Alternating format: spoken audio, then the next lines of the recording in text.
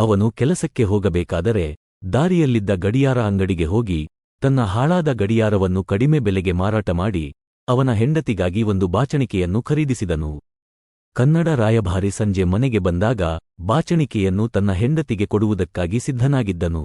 ಒಬ್ಬ ತುಂಬಾ ಬಡವ ತನ್ನ ಹೆಂಡತಿಯೊಂದಿಗೆ ಜೀವನ ಸಾಗಿಸುತ್ತಿದ್ದ. ಒಂದು ದಿನ ಅವನ ಹೆಂಡತಿ, ಅವಳಿಗೆ ತುಂಬಾ ಉದ್ದವಾದ ಕೂದಲು ಇತ್ತು. ಅವಳ ಕೂದಲು ಚೆನ್ನಾಗಿ ಬೆಳೆಸಲು ಹಾಗೂ ಚೆನ್ನಾಗಿ ಇರಲು ಒಂದು ಬಾಚಣಿಕೆಯನ್ನು ತಂದುಕೊಡಲು ಕೇಳಿದಳು.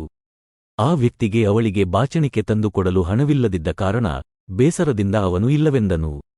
ಅವನು ತನ್ನ ಕೈಗಡಿಯಾರವನ್ನು ಸರಿಪಡಿಸಲು ಕನ್ನಡ ರಾಯಭಾರಿ ಸಹ ಹಣವಿಲ್ಲವೆಂದು ವಿವರಿಸಿದನು. ಅವಳು ತನ್ನ ಆಸೆಯನ್ನು ಪುನಃ ಕೇಳಲಿಲ್ಲ. ಒಬ್ಬ ತುಂಬಾ ಬಡವ ತನ್ನ ಹೆಂಡತಿಯೊಂದಿಗೆ ಜೀವನ ಸಾಗಿಸುತ್ತಿದ್ದ. ಒಂದು ದಿನ ಅವನ ಹೆಂಡತಿ, ಅವಳಿಗೆ ತುಂಬಾ ಉದ್ದವಾದ ಕೂದಲು ಇತ್ತು. ಅವಳ ಕೂದಲು ಚೆನ್ನಾಗಿ ಬೆಳೆಸಲು ಹಾಗೂ ಚೆನ್ನಾಗಿ ಇರಲು ಒಂದು ಬಾಚಣಿಕೆಯನ್ನು ತಂದುಕೊಡಲು ಕೇಳಿದಳು.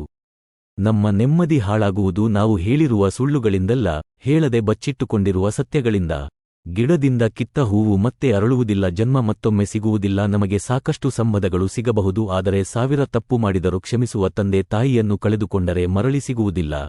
ಜೈ ಬಾಲಕೃಷ್ಣ.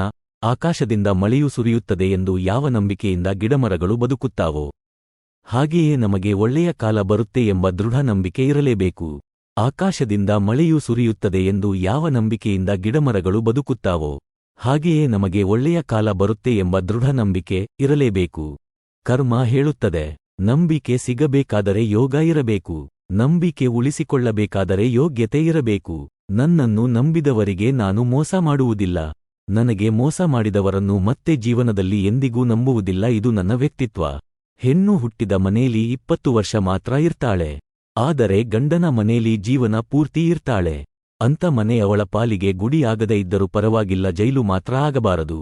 ಹೆಣ್ಣಿಗೆ ತವರ ಮನೆ ಬಂಗಾರದ ಅರಮನೆಯಾದರೂ ಗಂಡನ ಮನೆ ದೇವಾಲಯ. ಸಿಕ್ಕಿದ್ದನ್ನು ಪಡೆದು ತೃಪ್ತಿಯಿಂದ ಬಾಳಬೇಕು, ಸಿಗದಿದ್ದನ್ನು ಮರೆತು ಖುಷಿಯಿಂದ ಬದುಕಬೇಕು. ಇಂದು ಸಿಕ್ಕಿದ್ದು ನಾಳೆ ಕೈ ಜಾರಿ ಹೋಗಬಹುದು, ಇಂದು ಸಿಕ್ಕದ್ದು ನಾಳೆ ಒಲಿಯಬಹುದು. ಯೋಗವಿದ್ದಂತೆ ಭೋಗವಿರುತ್ತದೆ. ಶ್ರದ್ಧೆ ಇರಿಸಿಕೊಂಡು ನಡೆದ ಮನುಷ್ಯನಿಗೆ ಜೀವನದಲ್ಲಿ ಭಯವೇ ಇರುವುದಿಲ್ಲ. ಅವನು ಬೆಳಕನ್ನು ಹಿಡಿದುಕೊಂಡು ನಡೆದಿರುವ ಮನುಷ್ಯನಾಗಿರುತ್ತಾನೆ. ಅವನಿಗೆ ಕತ್ತಲೆ ಎಲ್ಲಿಯೂ ಎದುರಾಗುವುದಿಲ್ಲ. ಶ್ರದ್ಧೆ ಇರಿಸಿಕೊಂಡು ನಡೆಯುವ ಮನುಷ್ಯನನ್ನು ಯಾವ ಶಕ್ತಿಯೂ ಕೆಳಗೆ ಹಾಕಲಾರದು. ಒಳ್ಳೆಯ ಮನುಷ್ಯ ಎಂದಿಗೂ ಸ್ವಾರ್ಥಿಯಾಗಿರುವುದಿಲ್ಲ, ಆದರೆ ಅವನಿಗೆ ಬೇರೊಬ್ಬರ ಯೋಗ್ಯತೆ ಗೊತ್ತಾಗುವುದು. ಆಗ ಅವರಿಂದ ಮೌನವಾಗಿ ದೂರ ಸರಿಯುತ್ತಾನೆ ಅಷ್ಟೇ. ನಿಜವಾದ ಮಾತು, ನೀನು ಒಬ್ಬನಿಗೆ ಸಾಲ ಕೊಡುವ ಮುಂಚೆ ಅವನ ಮನೆಯ ದೇವರು, ನೀನು ಸಾಲ ಕೊಟ್ಟ ನಂತರ ಅವನ ಮನೆಯ ಭಿಕ್ಷುಕ. ತೊಂದರೆ ಬಂದಾಗ ಪ್ರಾಮಾಣಿಕವಾಗಿರಿ, ಹಣ ಬಂದರೆ ಸರಳವಾಗಿರಿ, ಹಕ್ಕನ್ನು ಪಡೆದ ನಂತರ ವಿನಯವಾಗಿರಿ, ನೀವು ಕೋಪಗೊಂಡಾಗ ಶಾಂತವಾಗಿರಿ. ಇದನ್ನೇ ಜೀವನ ನಿರ್ವಹಣೆ ಎಂದು ಕರೆಯಲಾಗುತ್ತದೆ. ಅನ್ನದ ಪ್ರತಿ ಅಗುಳಲ್ಲಿರುವಳು ಅಮ್ಮ, ಅದೇ ಅನ್ನದ ಹಿಂದಿರುವ ಪರಿಶ್ರಮದ ಬೆವರ ಹನಿಯೇ ಅಪ್ಪ.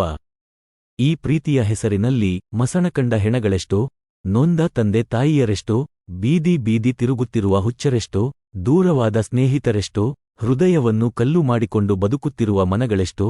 ಇದನ್ನು ನಿಜವಾಗಿಯೂ ಪ್ರೀತಿ ಎನ್ನಲೆ, ಮನುಕುಲಕ್ಕಂಟಿದ ರೋಗ ಎನ್ನಲೆ. ತಾಯಿ ಯಾವತ್ತೂ ಸಾವಿಗೆ ಹೆದರುವುದಿಲ್ಲ. ಹೆದರುವುದು ಒಂದು ಮಾತಿಗೆ, ಅದೇನಪ್ಪ ಅಂದರೆ, ನಾನು ಸತ್ತರೆ ನನ್ನ ಮಕ್ಕಳ ಗತಿ ಏನು ಅಂತ.